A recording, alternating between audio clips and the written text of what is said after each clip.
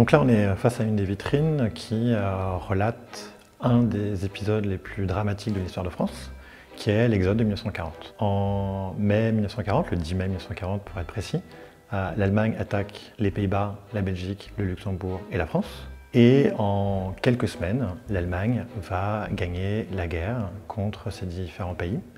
Et l'attaque allemande le 10 mai 1940 va amener une partie des populations néerlandaises, luxembourgeoises, belges, mais aussi du nord de la France, à refluer vers le sud.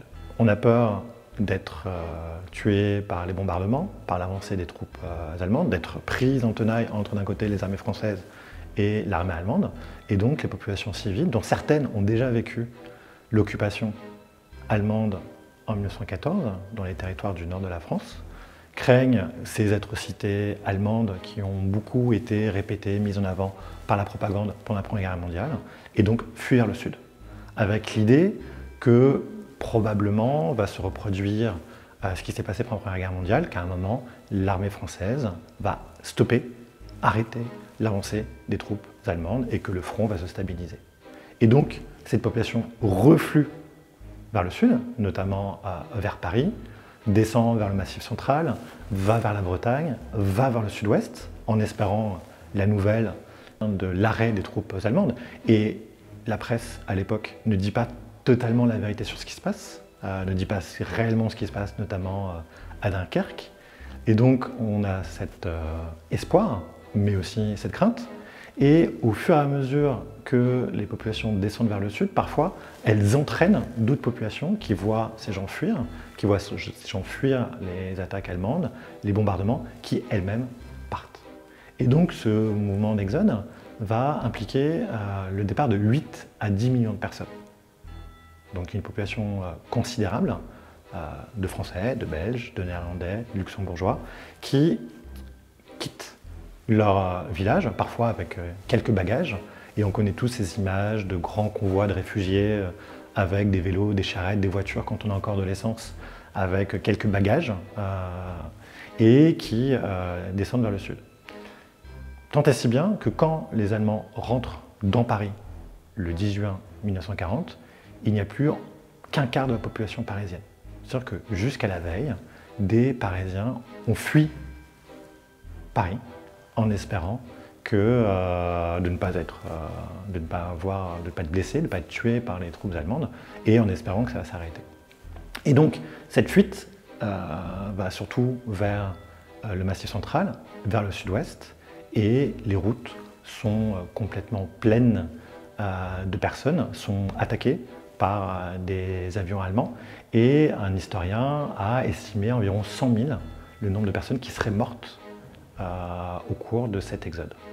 Et cet exode, qui, comme je vous l'ai dit, est un moment dramatique de l'histoire de France, va aussi être la toile de fond de l'arrivée au pouvoir de Philippe Pétain, qui, quand il va demander l'armistice, un cessez-le-feu à l'Allemagne, parle de ces millions de Français qui se trouvent sur les routes, démunis, loin de leur maison et affolés. Et donc, pour Pétain, ça va être un élément pour défendre sa voix, qui est la voix d'un cessez-le-feu avec l'Allemagne. En octobre 1939, un sous-secrétariat d'État aux réfugiés est créé au sein du gouvernement dirigé par Paul Reynaud. À partir de mai 1940, les différents départements comptent et recensent les réfugiés qui arrivent du nord et de l'est de la France. Et donc là, vous avez deux documents de cette période, l'un du 22 juillet 1940, l'un du 17 juin, qui comptent l'arrivée de réfugiés dans les Basses-Pyrénées, donc les Pyrénées-Atlantiques actuelles.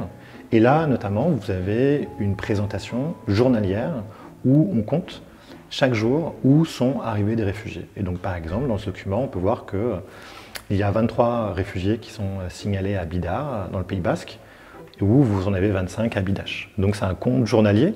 Et donc, on a souvent... à la fois, l'exode est un énorme chaos, avec un gouvernement qui a quitté Paris, et qui se retrouve d'abord sur la Loire, puis à Bordeaux. Et donc, il y a une désorganisation. Mais il y a néanmoins l'autorité préfectorale, les services dans les départements qui essayent de suivre et de recenser et de permettre l'accueil de la population des réfugiés. Et là, vous avez un autre document, qui est un document historique, comme ils le sont tous, mais qui est un télégramme envoyé par Philippe Pétain, devenu président du Conseil, le 19 juin. Et dans ce télégramme, l'ordre est donné à la fin de l'exode. C'est-à-dire qu'il exige que les autorités locales fixent et fassent cesser l'exode. Et ce document, qui est signé le 19 juin, alors que l'armistice n'est pas encore signé et ni appliqué, il a pour objectif pour Pétain de porter sur la Troisième République la responsabilité de la défaite et du désastre qu'est l'exode. Et donc, en disant aux autorités civiles, il faut cesser l'exode, chose qui est difficilement imaginable à l'époque, il est en train de montrer que les autorités civiles, qui jusqu'alors n'ont pas empêché cet exode ou l'ont accompagné, voire des maires ont quitté leur mairie et ont pris les chemins de l'exode, pour leur porter la responsabilité du désastre et de la défaite.